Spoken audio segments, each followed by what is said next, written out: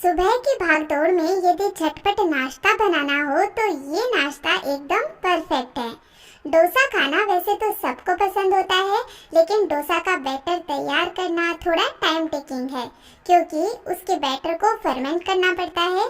तो ऐसे में यदि आप पहले ही बैटर बनाना भूल गए हों, या आपको डोसा खाने का मन है लेकिन बैटर तैयार नहीं है, या फिर आपको परफेक्ट गोल डोसा बनाना नहीं आ रहा है, यानी उस बैटर को जब आप तवे पर फैला रहे हैं तो डोसा टूट रहा है या तवे के चिपक रहा है, तो इसके लिए आज मैं आपसे शेयर करने जा रही हूँ चावल के इंस्टेंट डोसे की रेसिपी, जिसे बनाना भी बहुत आसान है और ना ही ये डोसा टूटेगा और ना ही ये तवे के चिपकेगा।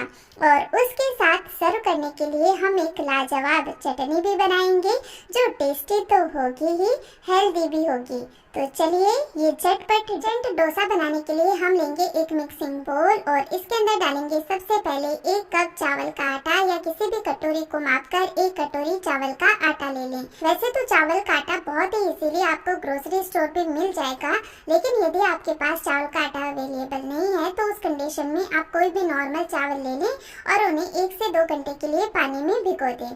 फिर जब अच्छे से भीग जाए तो मिक्सी में उन्हें एकदम फाइन पीस लें। पानी के साथ ही उन्हें आप पीस सकते हैं, क्योंकि ये बैटर हमें एकदम पतला ही रखना है। अब इसके अंदर हम डालेंगे 1 छोटी चम्मच जीरा, कच्चा जीरा हमें इस्तेमाल करना है। साथ ही डालेंगे 6-7 बारीक कटी हुई करी पत्ता। साथ ही इसमें 2 से 3 बारीक कटी हुई मैं हरी मिर्च भी ऐड कर रही हूँ, इससे बहुत अच्छा टेस्ट आएगा। और मैं इसमें डाल रही हूँ एक मीडियम साइज का बारीक कटा हुआ प्याज। इससे डोसे में बहुत ही अच्छा टेस्ट आता है, लेकिन यदि आप प्याज नहीं खाते हैं तो इसे स्किप कर सकते हैं।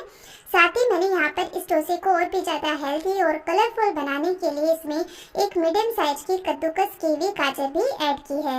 आप चाहें तो इस डोसे में और भी बारीक कटी हुई सब्जियों का इस्तेमाल कर सकते हैं। अब स्वाद के अनुसार हम इसमें नमक ऐड कर लेंगे और डालेंगे लास्ट में इसमें बारीक कटी हुई धनिया की पत्ती।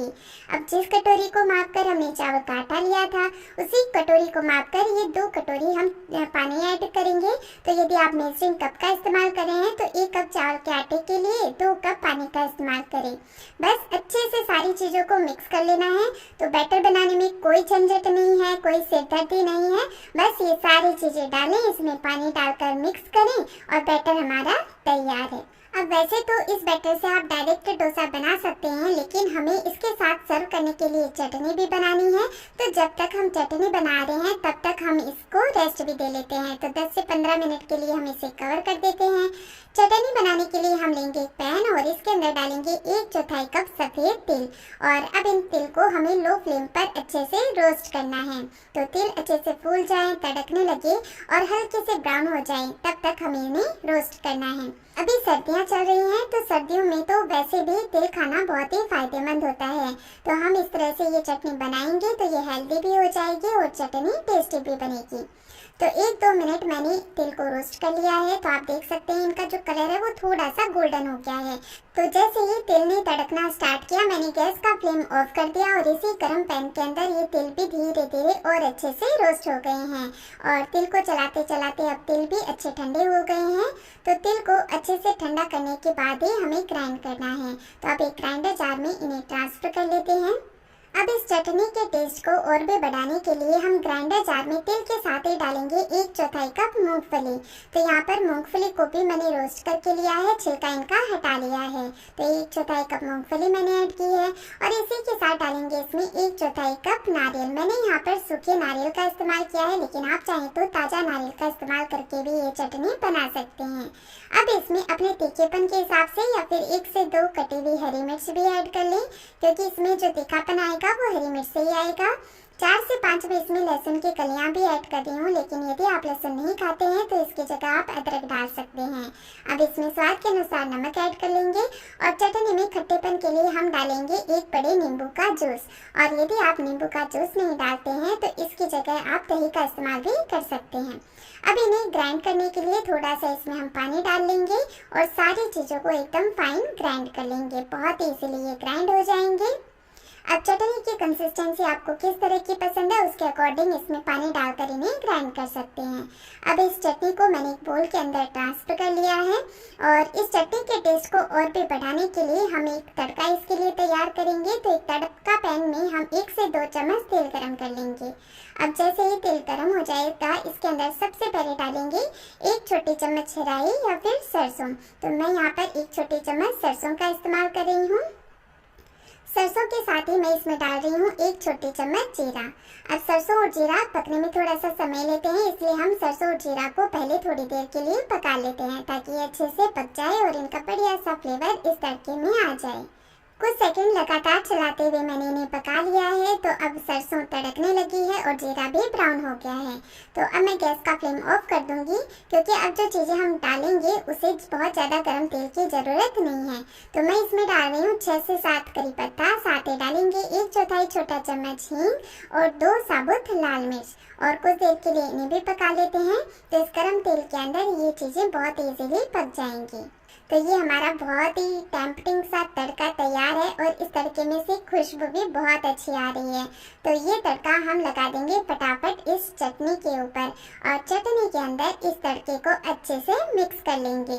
आप इस चटनी को इस डोसे के साथ ही नहीं बल्कि नॉर्मल डोसे, इडली, उत्तपम, वड़ा सबके साथ सर्व कर सकते हैं। सबके साथ इसका कॉम्बिनेशन बहुत अच्छा लगता है और साथ ही यदि स्टोर करना चाहें तो 5-6 दिन के लिए इसे फ्रिज में स्टोर भी कर सकते हैं।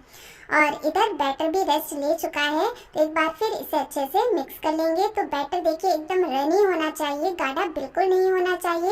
हो सकता है आपका चावल का आटा ज़्यादा मात्रा में पानी अब्सॉर्ब करे तो उस कंडीशन में आप पानी की मात्रा भी बढ़ा सकते हैं। तो जब वो डोसा बनाए तब आपको पता चल जाएगा कि इसमें कितने पानी की ज़रूरत है।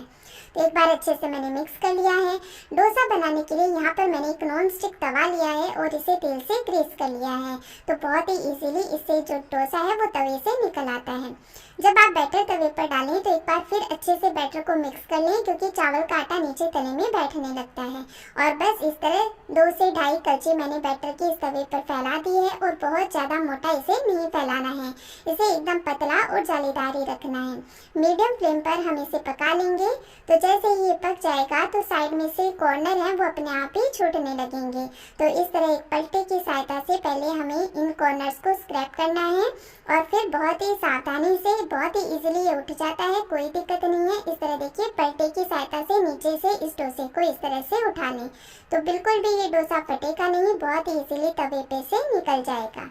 और ये डोसा है वो हेल्दी भी है क्योंकि हमने इसमें गाजर का इस्तेमाल भी किया है और गाजर का इस्तेमाल करने से ये डोसा बहुत ही अच्छा कलरफुल भी लग रहा है। और ये देखिए डोसा कितनी आसानी से तवे पे से निकल आया है और इसे मैंने ऐसे फोल्ड कर लिया है। बहुत ही कुरकुरा डोसा बना है और यदि आप इसे और भी ज़्यादा क्रिस्पी करना चाहते हैं तो इसे ज़्यादा देर के लिए पका लें तो ये और भी ज़्यादा क्रिस्पी हो जाएगा।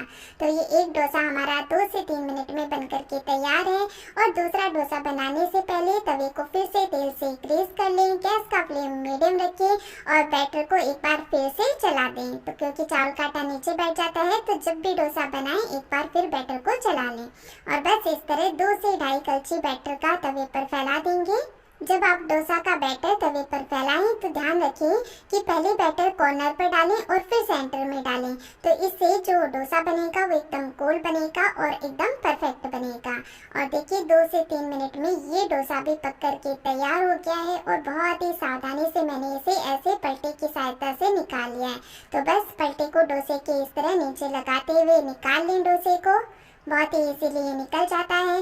परफेक्ट टेक्सचर, परफेक्ट जाली के साथ ये हमारा चावल का इंस्टेंट डोसा बनकर के तैयार है।